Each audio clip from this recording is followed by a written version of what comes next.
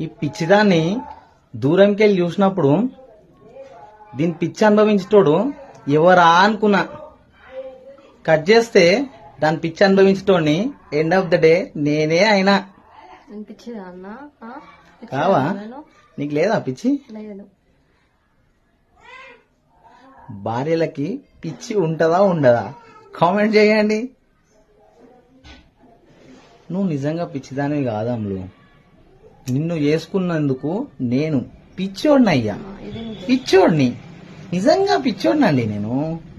మీరు చెప్తే నమ్మరండి అసలు. నిజమే కదా? ఏం చేస్తాం, అంతే. ఫ్లోలో వెళ్ళిపోవాలా. పిచ్చున్నా, ఎర్రున్నా, ఇంకేదన్నున్నా వెళ్ళిపోవాలా. చేసుకున్నాం కదా మరి, గట్లుంటది మళ్ళా.